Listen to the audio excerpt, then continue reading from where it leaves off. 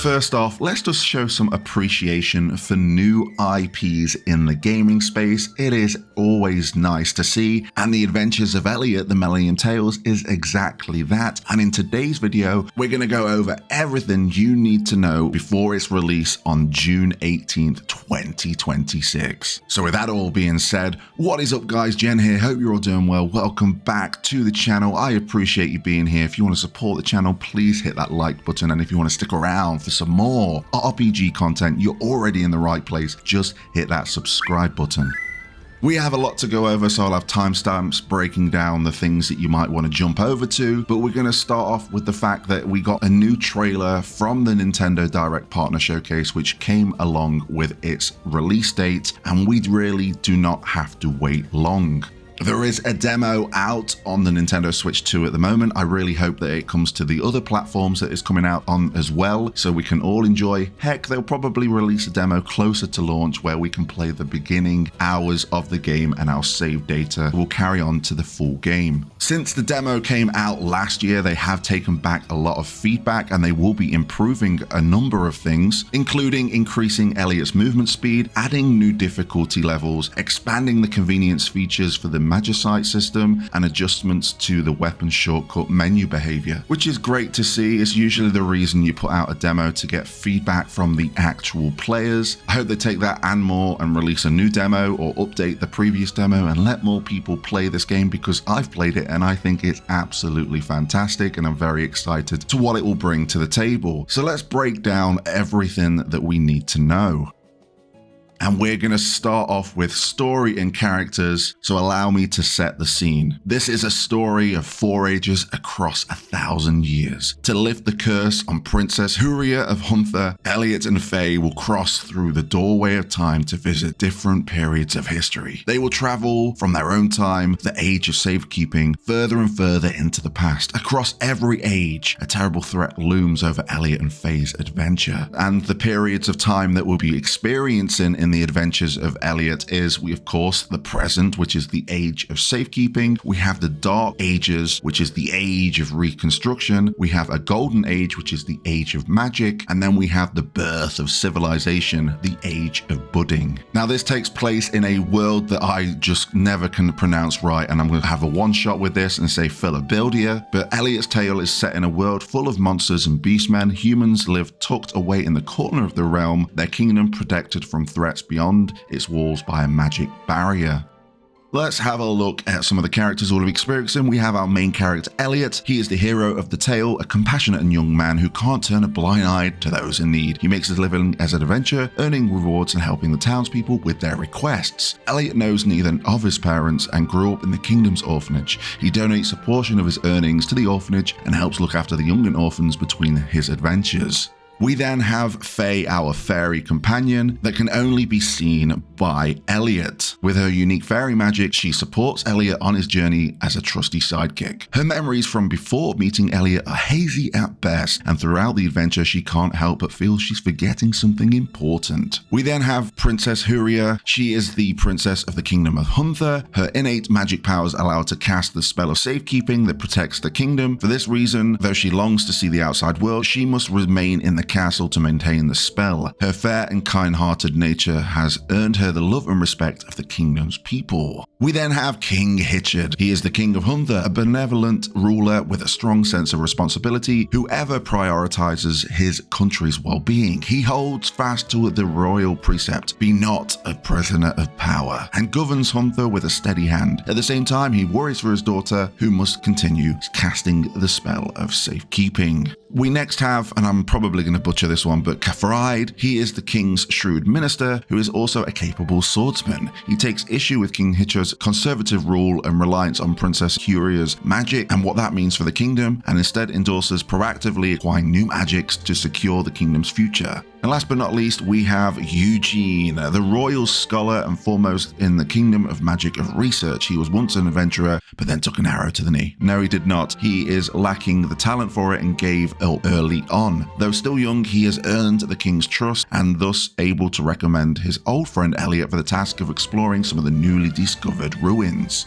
So we do have quite a cast of characters and a story to support it. I'm really excited to be traveling through time and seeing how each time period affects the look of the world. It seems like we're going to have the same map. Much like A Link to the Past and the World of Ruin, it looks like there's bigger pictures and stories to be told when it comes to Elliot and his parents and why Faye can't remember anything. So it's going to be really interesting on how that all comes together.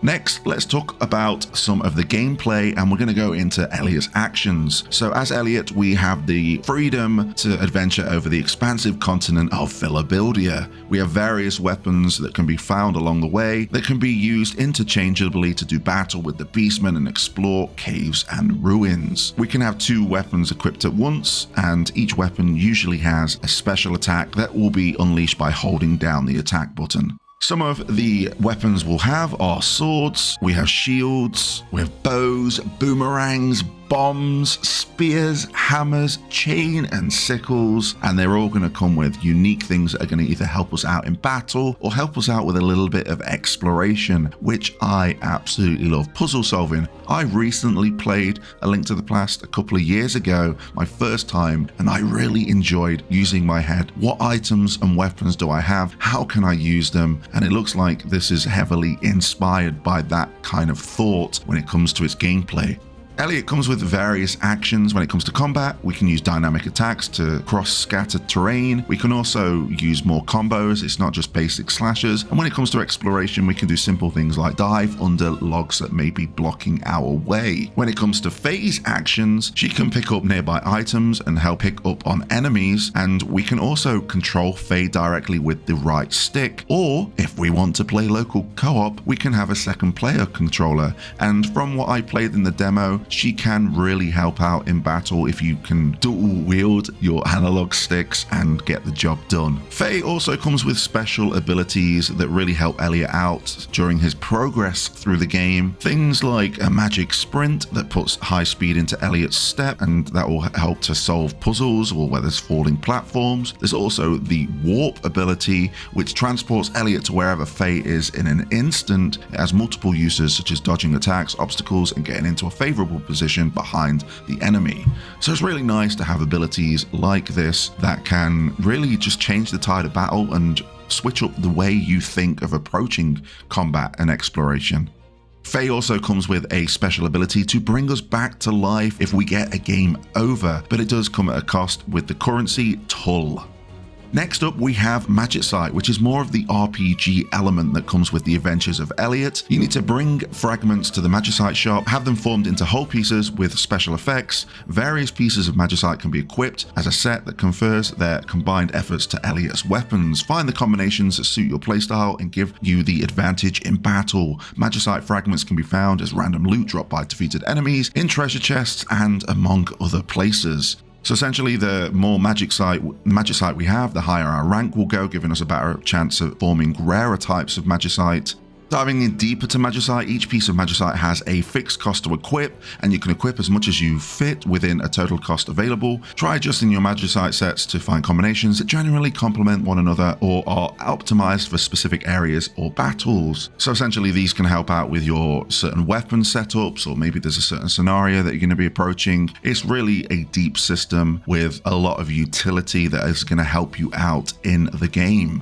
So here are a few examples. So for the sword Magicite, you have effects for customizing your sword and shield, fortifying your defenses, or conversely weaken them for the ability to execute devastating counterattacks. So for example, you can intentionally use your shield past its breaking point to take advantage of Magicite that adds flying slashes to your attacks while you're unable to defend. So just looking at it, there is so much utility. For example, spears, you can extend your polearm's reach even further than the enemy's range, or you can unlock another weapon's potential by virtue of combining it with the spear. So again, it comes back to not just slashing your sword and hoping for the best. You might be ambushed by a group of enemies and you really need to dive into your strategy and have the right Magicite equipped.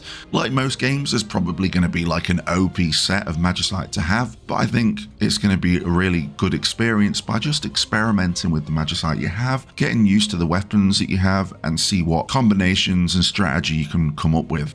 All in all, The Adventures of Elliot, the Millennium Tales is looking like a fantastic action RPG inspired by games like A Link to the Past and Secret of Mana in that HD-2D style. The story seems interesting, the gameplay seems like there's going to be a lot to it. There's various locations to explore, NPCs to interact with, puzzles to solve, and everything else in between.